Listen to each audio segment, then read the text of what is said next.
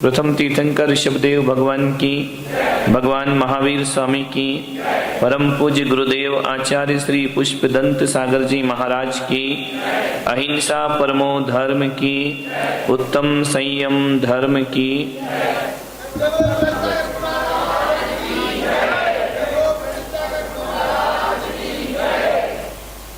प्यारी प्यारी भव्यात्माओं,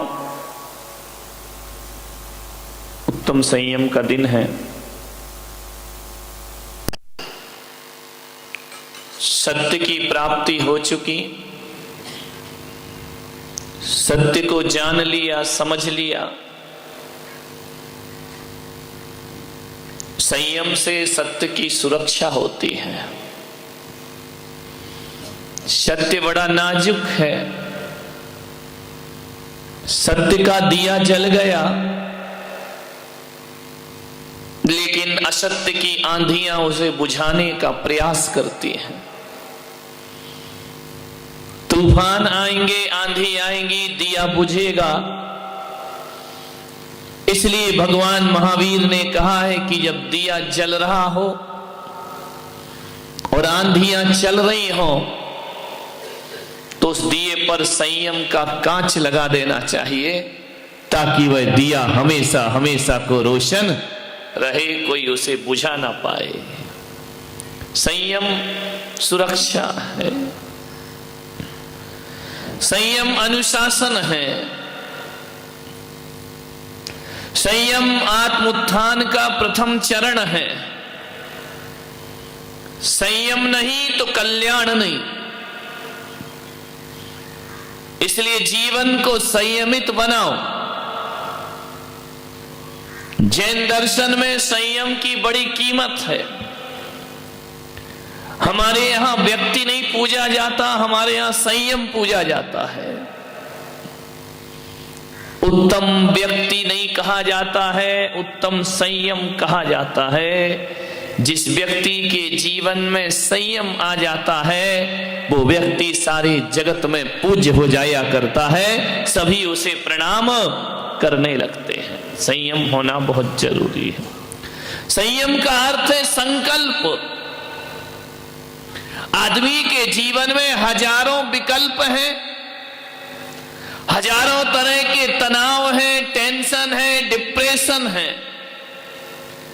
लोग आते हैं कि महाराज बहुत विकल्प उठते हैं मन में,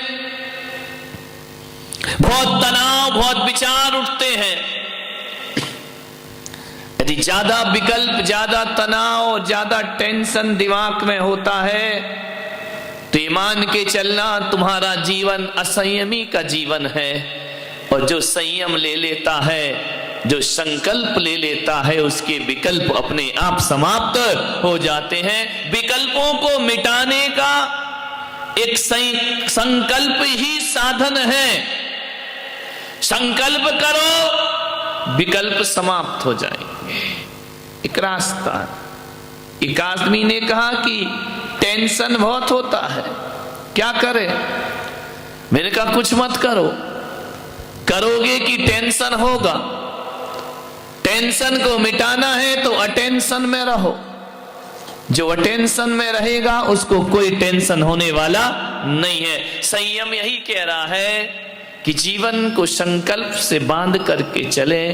लक्ष्य विहीन यात्रा कहीं नहीं पहुंचती है। एक बात ध्यान रखना, आदमी चल रहा है, चल रहा है, चल रहा है, पहुंचा कहां है ये उसे पता ही नहीं है। आदमी चलता तो है, पहुंचता कहीं नहीं है। हम मंदिर जाते हैं, पूजा करते हैं, पाठ करते हैं, पहुंचे कहां? वहीं के वहीं। एक होता है ना कोल्हू का बैल, जो चलता तो बहुत है, उसकी आंख में पट्टी बांध दी जाती है। कोल्हू को जानते हैं? तुम लोग तो जानते होगे। कोल्हू का बैल जो होता है, उसकी आंख में पट्टी बंधी रहती है। एक लकड़ी के खंबे से बांध दिया जाता है, गोल गोल घूमता है और मन में यही सोचता है बहुत यात्रा हो गई, आज बहुत चल लिया, सुबह से शाम चलते जा रहा, चलते जा रहा, चलते जा रहा है। वह सोचता है कि यात्रा बहुत कर चुका, लेकिन नादान जब शाम को पत्ती खुलती है तो कोलू का बैल चलता तो बहुत है लेकिन पहुंचता कहीं नहीं है। जहां से यात्रा शुरू होती है वहीं अपने को खड़ा हुआ। कहीं ऐसा जीवन हमारा तो नहीं? हम उपवास भी करते हैं, एकासन भी करते हैं, धर्म ध्यान भी कर लेते हैं, पूजा पाठ भी कर लेते हैं, माला जाप भी कर लेते हैं, लेकिन जब मौत आके हमारी पट्टियां खोलती है तो लगता है हम चले तो बहुत हैं लेकिन पहुंचे कहीं नहीं है। वहीं के वहीं अपने आप को खड़ा हुआ पाते। विचार करो, 5-5 पूजा कर ली, घर जाने के बाद क्रोध चालू, त्याग कर लिया, संयम ले लिया, विपरीत परिस्थिति पड़ी, क्रोध चालू, मान बरकरार है, मायाचारी चल ही रही है, पूजन पाठ चल रहा है, इधर धर्म भी चल रहा, उधर कर्म भी चल रहा है, इधर पाप भी चल रहा, उधर पुण्य भी चल रहा है। विचार करिए, ऐसा लगता है कि चले बहुत लेकिन पहुंचे कहीं नहीं। 4 शराबी थे, ना जाने उनको क्या सूझी। आवाज सही कर।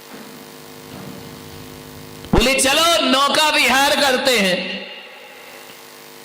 एक नदी में पहुंचे, नाव में बैठे चारों शराबी, चप्पू चला रहे हैं, पतवार चला रहे हैं। कहते कि रात पूरी बीत गई, सवेरा होने को आया। पतवार चारों ने बारी बारी से चलाई। कुछ देर, कुछ घंटे पहले शराबी ने चलाई, कुछ घंटे दूसरे शराबी ने चलाई। चलाते जा रहे हैं। एक शराबी ने कहा कि यार सुबह होने को आई, उतर के तो देख किनारा दूसरा आया या नहीं आया। शराबी उतरा, उसने देखा, बड़ी जोर से हंसा। अरे उसने कहा पागल तू हंसता काहे को है? दूसरे से कहा तू आके देख ले। वो उतरा, उसने देखा, वो भी बड़ी जोर से हंसा।